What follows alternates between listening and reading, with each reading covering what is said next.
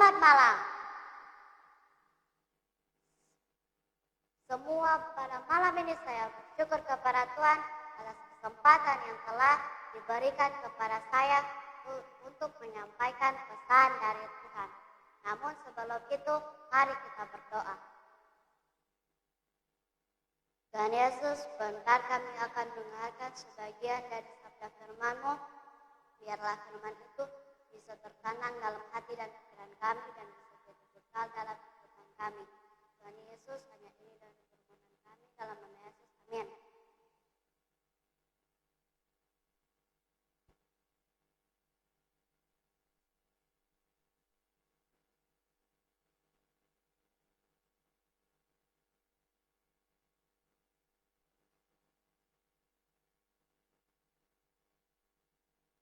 Bagaimana kabar saudara-saudara? Puji Tuhan baik ya. Jadi pada malam ini firman Tuhan yang akan saya bawakan berjudul Permulaan dan Akibat Dosa. Kita mendengar banyak orang berbicara tentang iblis, namun kita sendiri berbicara tentang dosa. Akan tetapi, benarkah ada iblis yang disebut pula setan? Apakah iblis itu yang menjadi pokok segala penderitaan dan malapetaka dan asal mulanya dosa? Bagaimana dapat kita ketahui bahwa benar ada setan? Apakah sebenarnya dosa itu? Mari kita belajar bersama. 1. Benarkah ada iblis? Di dalam 1 Petrus 5 ayat 8 mengatakan bahwa si iblis berjalan seperti singa yang mengaum mencari orang yang dapat ditelannya. Artinya bahwa si iblis itu memang ada. Lalu dari manakah iblis itu? Jauh sebelum manusia diciptakan, iblis itu telah ada, tetapi namanya adalah bintang kejora. Ia diciptakan oleh Allah sebagai malaikat yang suci, berkuasa lebih dari malaikat-malaikat lain. Tetapi ia memberontak terhadap Allah, lalu dicampakkan ke dunia. Jelasnya bahwa setan itu memang ada dan dicampakkan dari surga ke dunia. 2. Asal mulanya dosa. Dosa itu berawal dari sorga, dan bintang kejora inilah yang pertama berbuat dosa. Bagaimana yang dikatakan dalam Yesaya 28 ayat 15 sampai 17, engkau tak bercela dalam tingkah lakumu. Sejak hari diciptakanmu sampai terdapat kehancuran kepadamu. Dengan dagangmu yang besar, engkau penuh dengan kekerasan, dan engkau berbuat dosa. Maka hukumlah engkau dari gunung Allah dan grup yang berjaga membinasi engkau dari tengah-tengah batu yang bercahaya. Engkau sombong karena kecantikanmu, hikmatmu kumusnahkan demi semarakmu, ke bumi kau kulempar kepada raja-raja. Kau kuseret menjadi penonton bagi matanya. Allah menciptakan dia suci, sempurna dan mulia. Namun karena oleh ia ingin menyemai Allah dan berusaha memberontak terhadap Allah dan melawan perintah Allah, akhirnya ia dilemparkan ke bumi dan ia menyeret sepertiga malaikat sorga. 3. Dunia kita jatuh ke dalam dosa.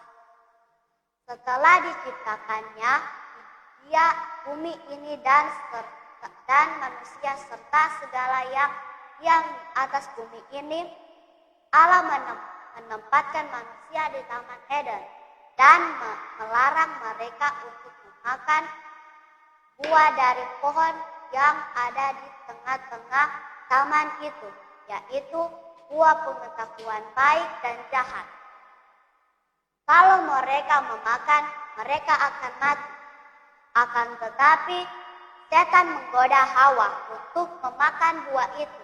dan mengatakan, jika ia memakan buah itu, ia tidak akan mati. Lalu Hawa memakan buah itu dan memberikan kepada suaminya, Adam. Dan Adam juga memakan buah itu.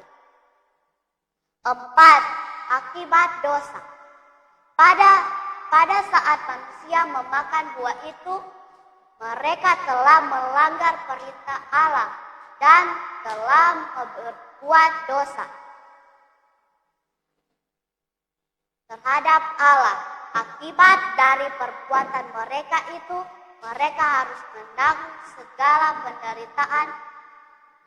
Tuhan berkata kepada Hawa, "Aku akan menambah sangat kesusahanmu pada engkau masa engkau akan mengandung. Maka dengan kesusahan engkau akan beranak dan engkau akan takut pada lakimu dan dia pun akan memerintahkan engkau." Lalu firman Allah kepada Adam, "Karena engkau mendengarkan perkataan istrimu dan memakan buah dari pohon yang telah kuperintahkan kepadamu, jangan memakan buah daripadanya, maka terkutuklah tanah karena engkau dengan berusaha payah engkau akan mencari rezekimu dan tanah seumur hidupmu. Semak duri dan rumput duri yang akan dihasilkan bagimu dan tumbuh-tumbuhan di padang akan menjadi makananmu. Dengan berpeluh engkau akan mencari makananmu sampai engkau kembali menjadi tanah. Karena dari situlah engkau kuambil, sebab engkau debu akan kembali menjadi debu." Kejadian 3 ayat 17 sampai 19. Dosa itu bukan hanya Adam dan Hawa, tetapi semua orang telah berbuat dosa. 3. Roma 3 ayat 23. Karena semua orang telah berbuat dosa dan telah kehilangan kemuliaan Allah. Roma 5 ayat 12. Sebab itu sama seperti dosa telah masuk ke dalam dunia oleh satu orang dan oleh dosa itu juga maut demikian. Maut itu telah belajar kepada semua orang. Semua orang telah berbuat dosa. 5. Rencana Allah membebaskan manusia dari dosa. Walaupun manusia memihak setan dan menurut ajarannya dan berbuat dosa kepada Allah, namun Allah tetap mencintai manusia itu. Kalau bukan karena itu, Allah itu maha kasih dan panjang sabar, dengan seketika saja manusia yang berbuat dosa dihukum mati. Akan tetapi Tuhan itu berpanjang sabar dan kasih setia berlimpah-limpah. Ia pun kesalahan dan melanggar, tetapi sekali-sekali tidak membebaskan manusia yang bersalah dihukum dari hukuman. Bahkan ia membalas kesalahan kepada anak-anaknya, kepada keturunan ketiga dan keempat. Bilangan 14 ayat 18. Bagaimana dengan manusia? Banyak kali manusia itu tidak menghiraukan kemurahan dan kepanjangan sabar Allah itu. Manusia lebih sering berteriak kesenangan dosa, duniawilah dan fana, walaupun dengan akibat-akibat yang menyedihkan. Apabila kita berkunjung ke daerah bekas kota Tumpel yang terdekat itu.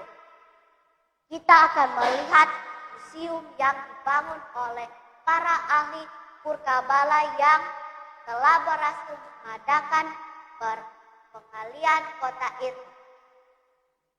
Kita dapat menyaksikan tubuh manusia, pria dan wanita yang telah membantu akibat malapetaka dahsyat yang yaitu meletuskan Gunung Vesuvus dan kota kebanggaan itu, dengan penduduk yang tidak sempat menyelamatkan diri.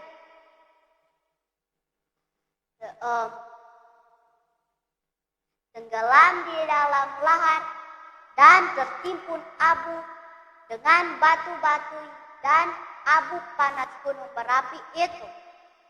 Diceritakan bahwa di antara tubuh-tubuh manusia yang membantu itu dan setelah ditemukan tubuh seorang wanita yang tangannya sedang menggenggam permata. Tampaknya wanita ini telah mendengar amanah penyelamat diri, tapi ia masih berusaha mengumpulkan permata perhiasannya sehingga akibatnya kebinasaan bagi jiwanya. Ia bersama permata perhiasan itu ditelan oleh lahar dan abu panas gunung berapi dan terkubur hidup-hidup. Hanya sedikit saja arti dari pada kesenangan dan yang dapat diberikan oleh dunia. Walaupun kesenangan itu adalah dalam bentuk kekayaan berlimpah-limpah, penarikan untuk memetik dan mencicipi buah pohon larangan di Taman Eden, dalam menyebabkan manusia yang menasihatkan apakah gunanya orang memperoleh seluruh dunia tetapi kehilangan nyawanya, dan apakah yang dapat diberikan sebagai ganti nyawa. Matius 16 ayat 26. Allah mencintai manusia, diberikannya terhadap pengharapan untuk hidup. Karena jika bukan karena cintanya, maka manusia yang telah berbuat dosa itu akan mati selama-lamanya dan tidak mempunyai pengharapan. Tetapi bagi kita sebagai manusia berdosa, dan Allah telah mempunyai rencana yaitu keselamatan, pengharapan abadi, yaitu hidup kekal, sebab upaya dosa yaitu maut, tetapi karunia Allah yaitu hidup kekal dalam Kristus Yesus Tuhan kita. Roma 6 ayat 23. Allah mempunyai rencana untuk menyelamatkan manusia. Rencana yaitu menjadikan manusia sempurna kembali, menyelamatkan mereka daripada dosa dan menempatkan mereka dalam dunia baru yang tiada dosa. Panggilan, jangan kita sia-siakan kesempatan yang telah Allah berikan kepada kita, orang berdosa, yaitu kesempatan untuk hidup kekal dalam Kristus Yesus Tuhan kita. Saya bawa di dalam nama Yesus. Amin.